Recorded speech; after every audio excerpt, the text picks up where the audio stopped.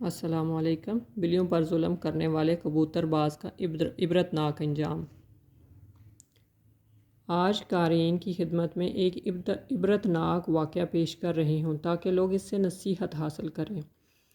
وہ شخص آگ بگولا ہو گیا۔ ہمارے جاننے والوں میں ایک گھر تھا جہاں ایک شخص کو کبوتر بازی کا بہت شوق تھا۔ اس مقصد کے لیے اس نے کچھ کبوتر پال رکھے تھے۔ ان کے لیے باقاعدہ ایک بڑا پنجرہ تیار کر رکھا تھا۔ گھر میں بلیاں بھی تھیں لیکن وہ باقاعدہ ان کی حفاظت کرتا تھا تاکہ کبوتروں کو کسی بھی قسم کا کوئی نقصان نہ پہنچے۔ ایک بار اس شخص نے معمول کے مطابق کبوتروں کو دانہ وغیرہ ڈالا لیکن پنجرے کے دروازے کو بند کرنا بھول گیا۔ اگلے دن جب دوبارہ کبوتروں کو دیکھنے کے لیے گیا تو چھت پر چند کبوتر مرے ہوئے دیکھے جہاں دو بلیاں کھا رہی تھیں۔ وہ شخص آگ بگولا ہو گیا اور بلیوں کو پکڑنا چاہا مگر وہ بھاگنے میں کامیاب ہو گئیں۔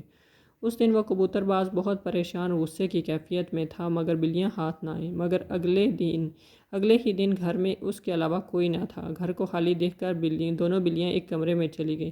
کبوتر باز نے موقع کی مناسبت کے مطابق اپنے ساتھ ایک اور جاننے والے قریبی رشتہ دار کبوتر باز کو اپنے ساتھ شامل کیا اور دونوں کمرے میں داخل ہوئے اور دروازہ بند کر دیا۔ چیخو پکار، کافی کوششوں کے بعد انہوں نے ان دونوں بلیوں کو پکڑ لیا۔ دونوں کبوتر بازوں نے ڈنڈوں سے بلیوں کو اتنا مارا کہ وہ بلیاں تڑپ تڑپ کے مر گئیں۔ اس دوران بلیاں بہت زیادہ چیختی رہیں مگر ان کبوتر بازوں کو بے زبان مخلوق پر ذرا ترس نہ آیا اور انہیں ختم کر کے ہی دام لیا۔ جن کبوتر بازوں نے بلیوں کو مارا وہ کوئی عام فرد نہیں تھے بلکہ ان کی کروڑوں کی جائیداد اور پیسوں کی بھرمار تھی۔ مگر اس واقعہ کے کچھ عرصہ بعد ان بلیوں کی آہ تڑپ ایسی لگی کہ رت ہی بدل گئی۔ مکافات کا ایسا نظام چلا کہ چند ہی ہفتوں میں کچھ ایسے ناگوار مسائل کا سامنا ہوا کہ انہیں اپنی کروڑوں کی جائیداد کوڑی کے داموں فروخت کرنی پڑی۔ اس کے علاوہ ان کا شہر میں ایک کاروبار تھا جو سالہ سال سے ترقی کی و کامیابی کے منزلیں طے کر رہا تھا، وہ بھی زوال پذیر ہونے لگا اور کچھ ہی عرصہ میں کاروبار بھی ختم ہو گیا۔ انہیں ماہانہ مکان وغیرہ کے صرف کرایوں کا لاکھوں روپے اکٹھا ہو جاتا تھا مگر بے زبان جانوروں کی آہیں ایسی لگیں کہ آج تمام بہن بھائی کرایہ کے مکان میں رہنے پر مجبور ہیں۔ گھر بار لٹ گیا۔ مکافات کا یہ سلسلہ یہیں پر ختم نہیں ہوا۔ جس شخص کے کبوتر تھے اس کی بیوی لا علاج مرض میں مبتلا ہوئی اور شادی ناکام ہو گئی۔ پھر دوسری شادی کی مگر کچھ عرصہ بعد دوسری بیوی کو بھی کینسر کا مرض لاحق ہو گیا۔